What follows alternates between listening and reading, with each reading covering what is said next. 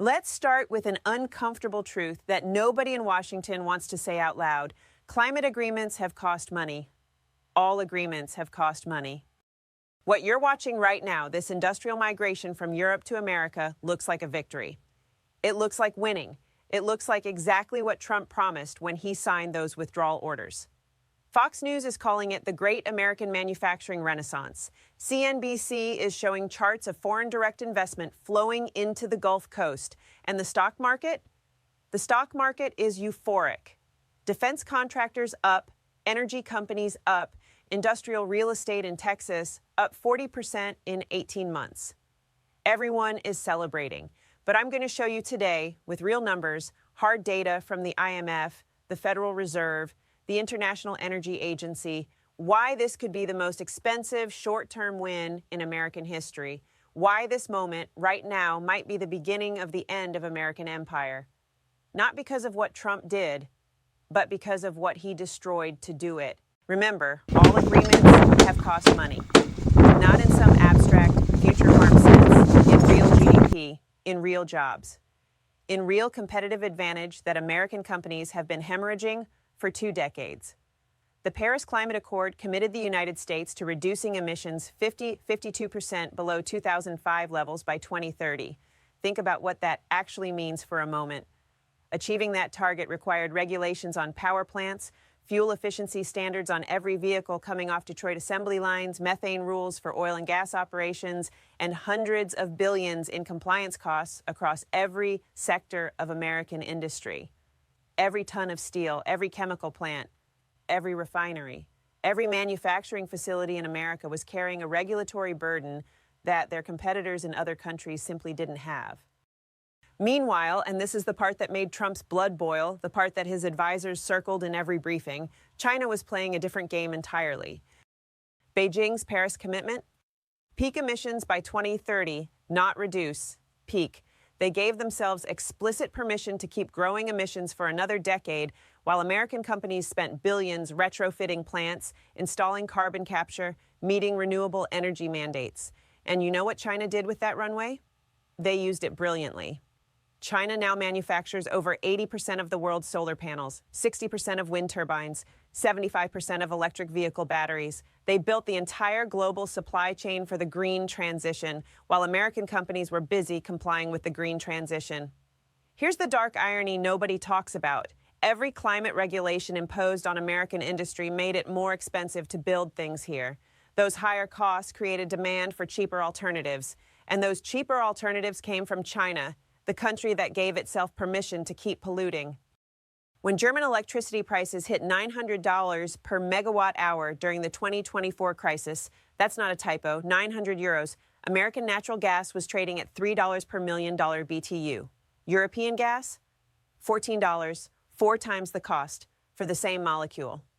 In 2025, industrial electricity prices in the EU were twice as high as in the United States, twice, and 50% higher than China.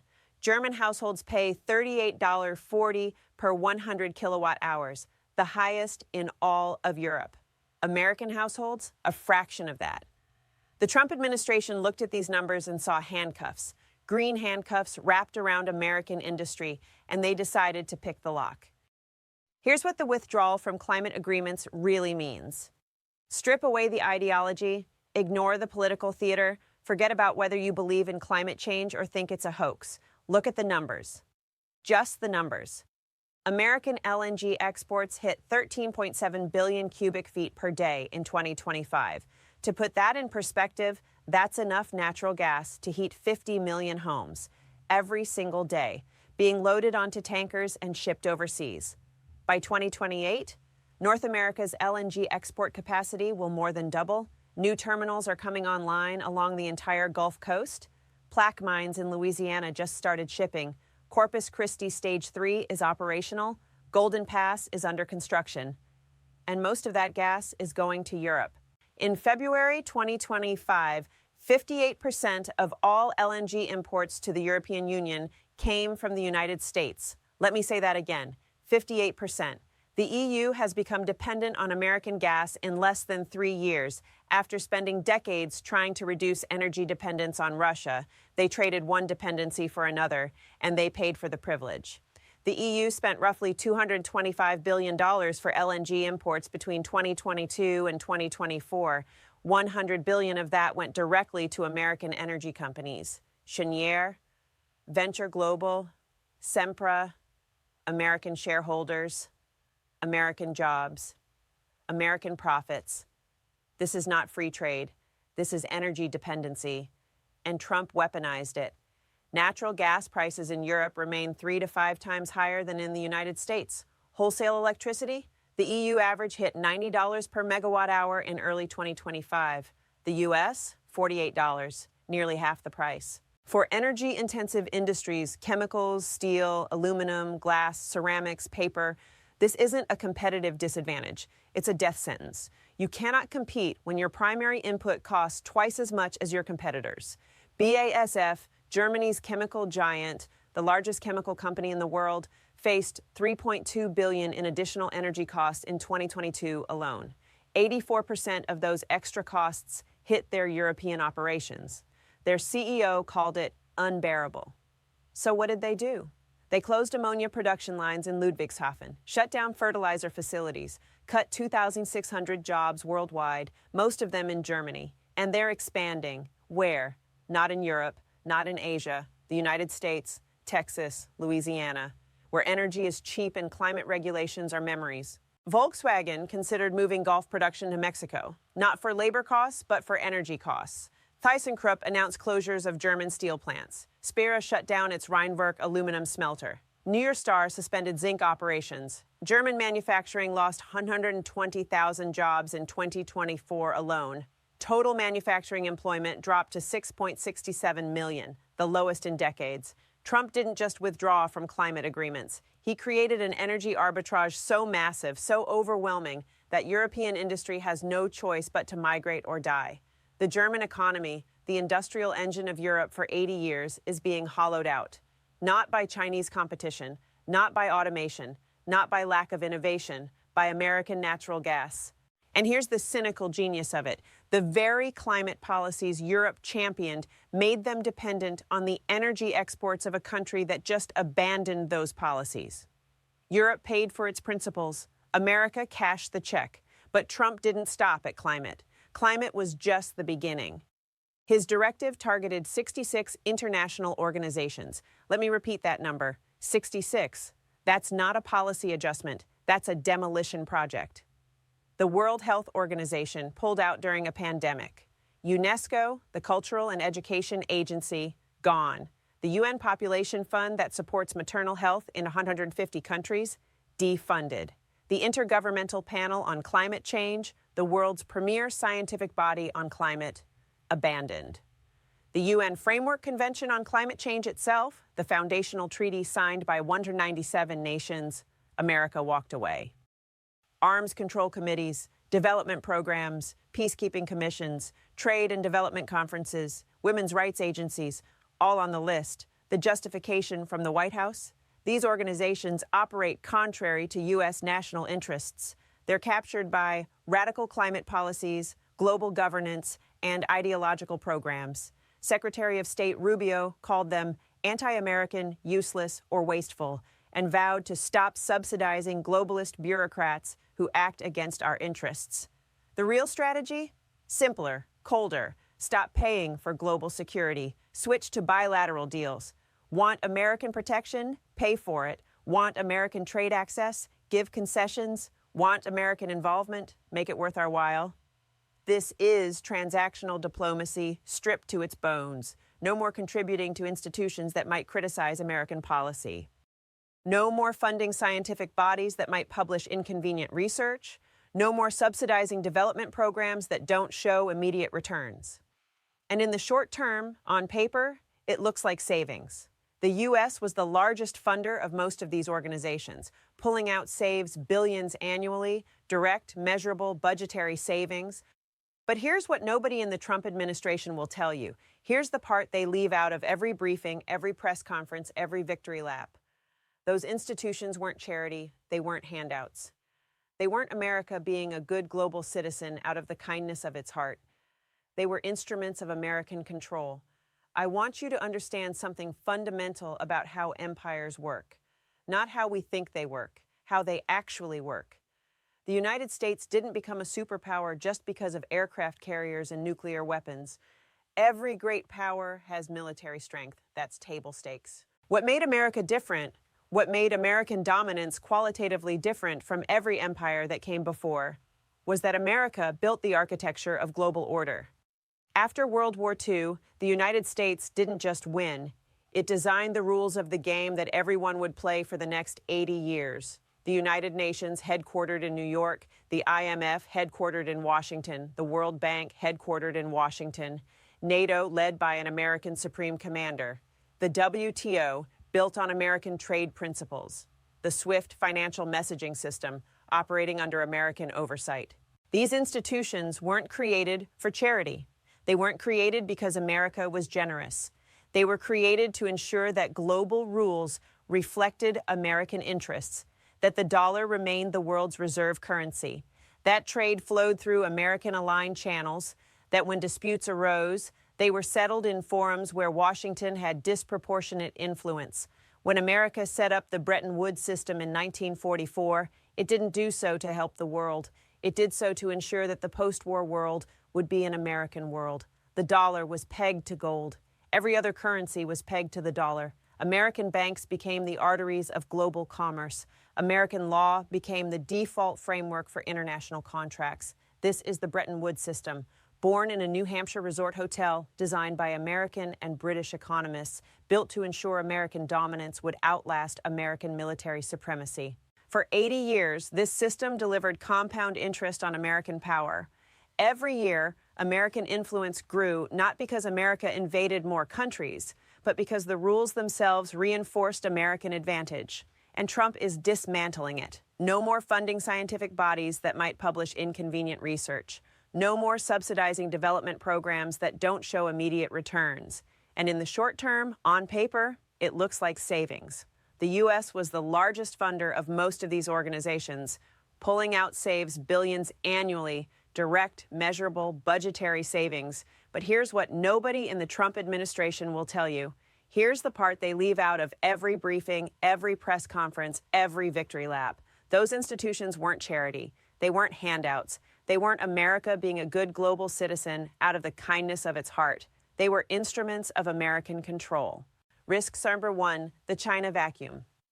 There's an old saying in geopolitics, nature abhors a vacuum, so does power. The moment America walked away from the Paris climate framework, the moment that chair went empty, China stepped forward. Not reluctantly, not by accident. They had been preparing for this moment for years. Beijing is now positioning itself as the new leader of climate responsibility. At the UN Climate Summit in September 2025, President Xi announced China's new nationally determined contributions, while America was notably absent.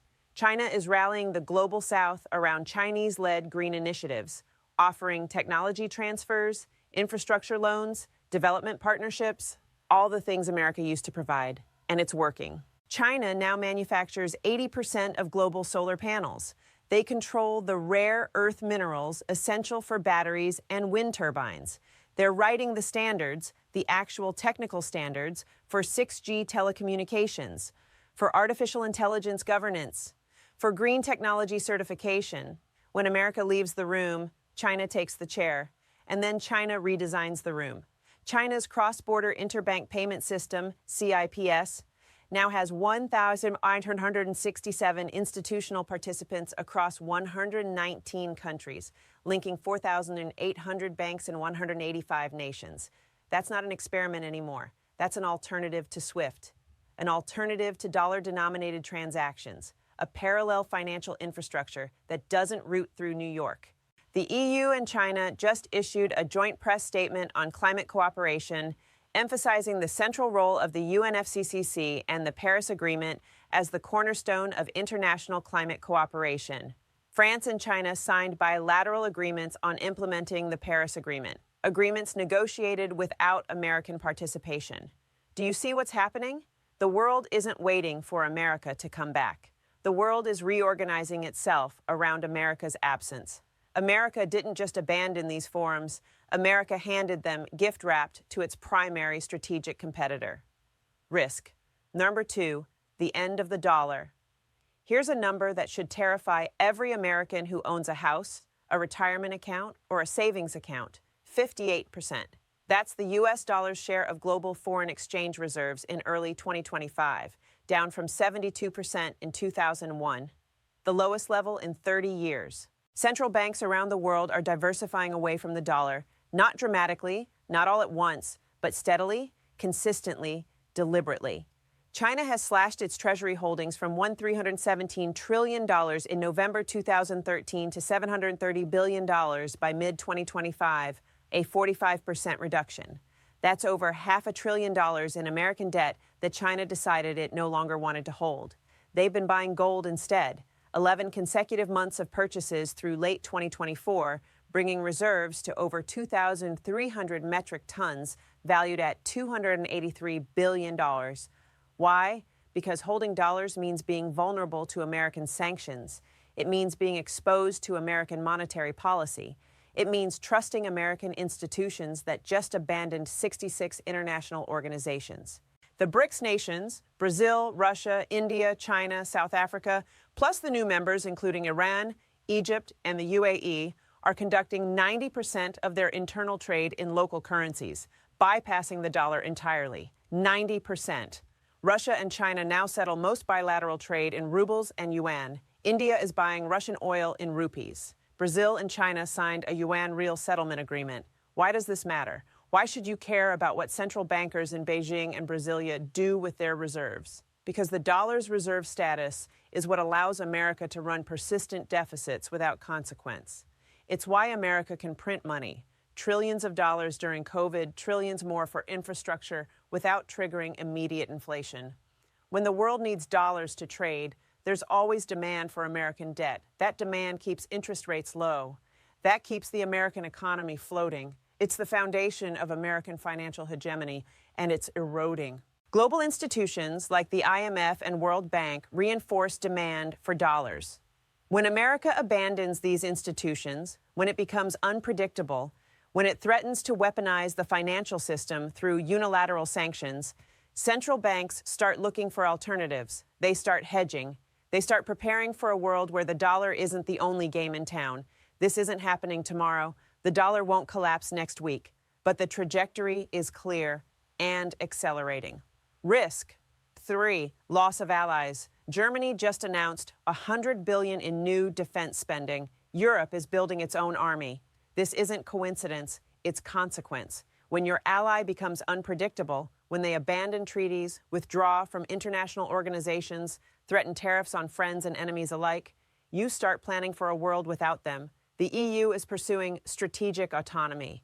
They're developing defense capacity independent of NATO. They're signing trade agreements that exclude America. They're building energy partnerships that don't rely on American goodwill. Japan, South Korea, Australia, American allies for 70 years, are hedging, building relationships with China, diversifying their security arrangements, because a partner who might withdraw support at the whim of one election isn't a partner. It's a liability.